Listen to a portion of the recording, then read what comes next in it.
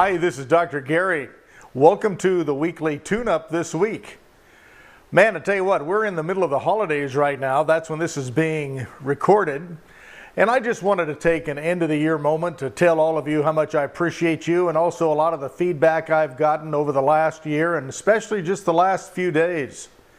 It seems like a lot of people want me to talk about fear and how to manage fear. We've talked a lot about it, and we're going into a new year, and a lot of things we have to think about really are between our own ears on what creates that fear.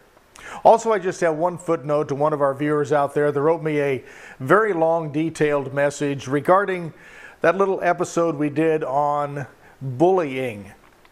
And I'm going to ask that person to understand the spirit of which I was talking about was just not to overreact, but they interpreted somehow that I didn't think bullying was a big deal, and I do think it's a big deal, and I think everyone involved, when they hear somebody being bullied, has to go figure out what's really going on. The spirit of that particular tune-up was simply, I believe sometimes people overreact, and that also templates on the child to become more of a victim than a victor. So let's just pay attention to that, and also I'd encourage you to re-watch that video and understand the spirit of which I was talking. But I do understand your point, and point taken. Thanks for the feedback. Now let's talk a little bit about fear. All of us have fear. Everyone has fear because fear is actually a required response to a stimulus that puts us in danger.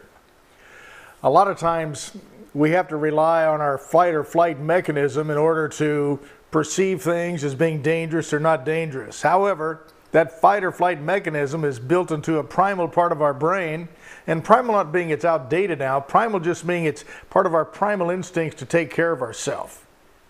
When we're in fear, most of the time it means we're looking into the future and we have some kind of negative expectation on what that future is going to bring. What we have to understand is the most important factor in fear has to do, number one, with who's told us something about what we're perceiving to be fearful.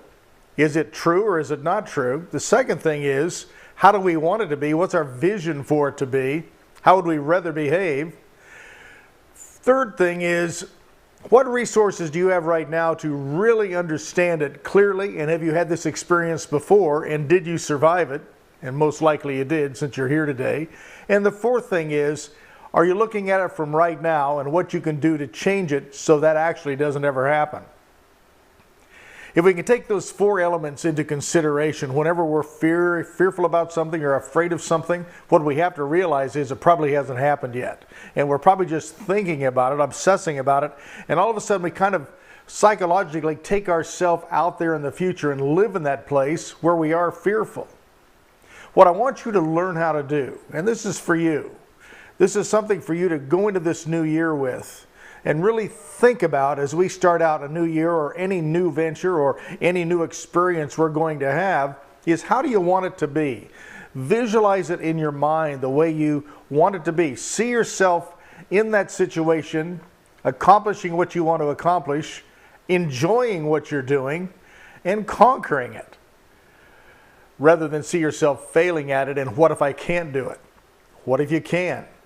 And realize most of us can do the things we dream about doing if we just apply ourselves. And what it takes is application, not fear. And then the next thing, look at your moment right here, right now, and understand that probably hasn't happened yet. Or if it has hintings of possibly happening, what can you do right now to change the direction that you're going in order to avoid it? You see, the most important thing going on in most of our lives right now is this moment right here, right now. Whether it's going to develop a new relationship, whether it's going to develop a new business, whether it's going to develop a new skill. It comes into right now. What can you do right now? This moment, this present moment, this inexhaustible present moment that we have, giving way at the same time to the past, and now the future becomes our present moment. And that little razor-sharp present moment is where we do our best thinking.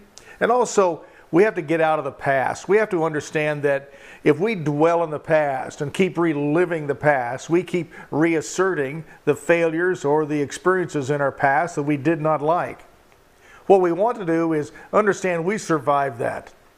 And now let's take the skills we learned from that experience and apply them into this moment right here, right now, to where those things we are afraid of in the future just simply don't happen. In fact, there was a study done many, many years ago at Albert Einstein University that said about 2.3% of the things we actually worry about happen. The rest of it never happens, which is pretty much immeasurable. So the things we worry about usually never happen anyway. But worry is necessary because it's part of our fight or flight mechanism, because it actually keeps us safe.